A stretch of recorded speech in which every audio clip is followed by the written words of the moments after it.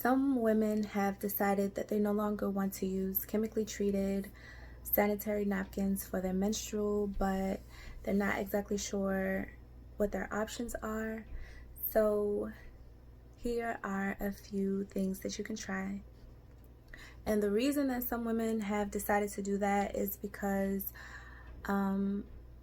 some sanitary napkins contain toxins that have been linked from ranging from issues from yeast infections, contracting different bacteria, dryness, hormonal disruption, TSS, which stands for toxic shock syndrome, which is a response to poisoning caused by staph or strep, infertility, birth defects, heart disease, organ damage, and even cancer.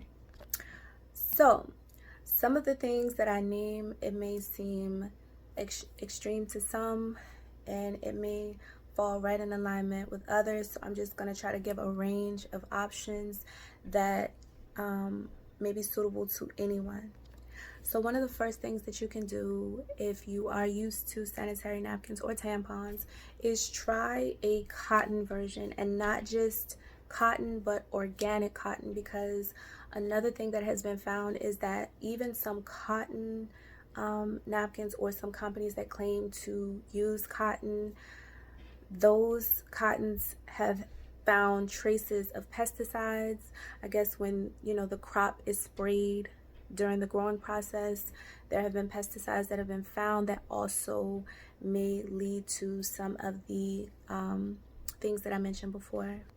Some people also prefer hemp blends because hemp has also, for some people, they have found that their menstrual health is more advantageous. They find that they have less pain and things like that. So that may be something that you may want to try. There are some hemp blend pads and menstrual sanitary napkins. So if you don't go entirely organic, you may try a hemp blend.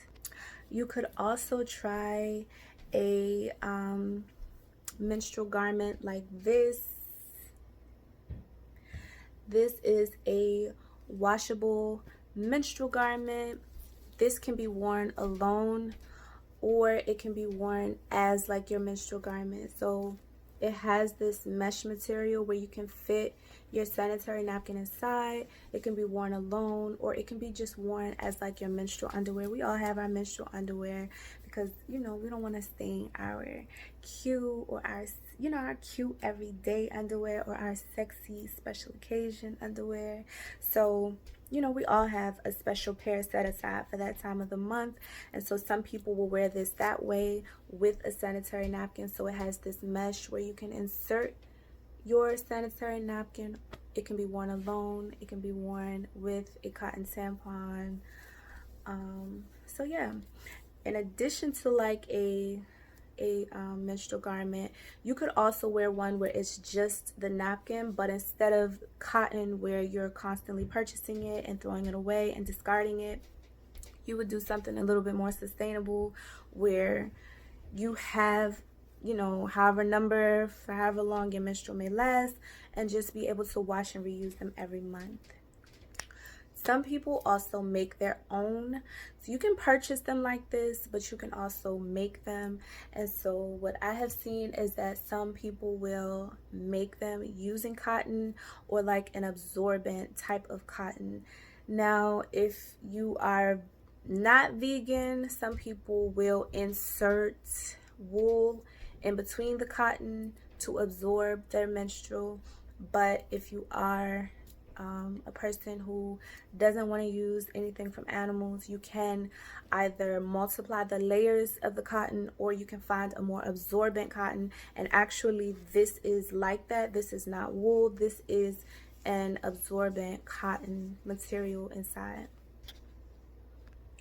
Another option is a menstrual cup, and again, that's a more sustainable option because you can reuse it.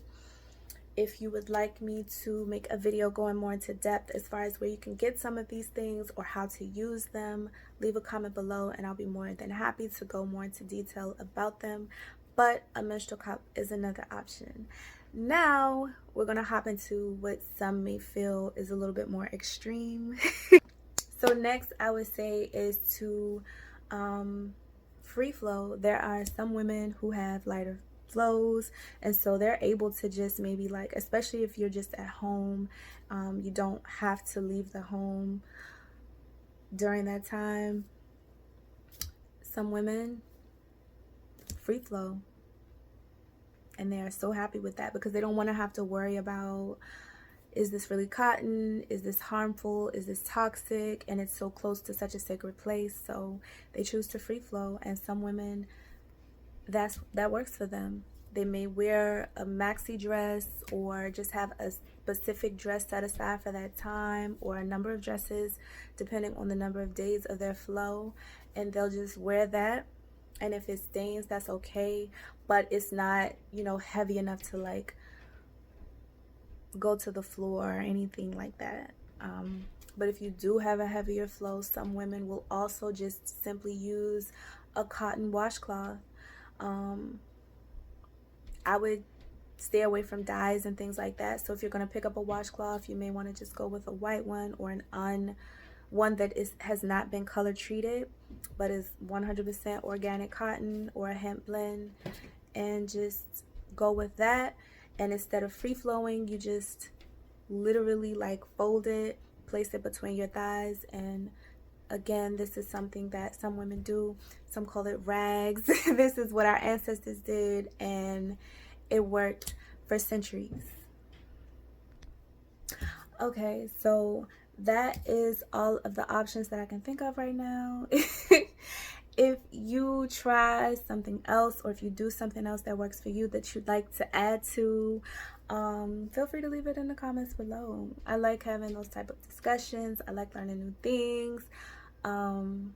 If you like this video, give me a thumbs up. If you've tried any of these things and you just want to leave your, your comments on your experience, again, feel free to comment. Again, if you want me to make a video going more into depth about how to clean and maintain and wear, insert, and things like that when it comes to menstrual cups, and some of the other options that I mentioned, or where you can get some of these things from, again, leave it in the comment box and I'll be more than happy to address those questions. Until next time, later, y'all.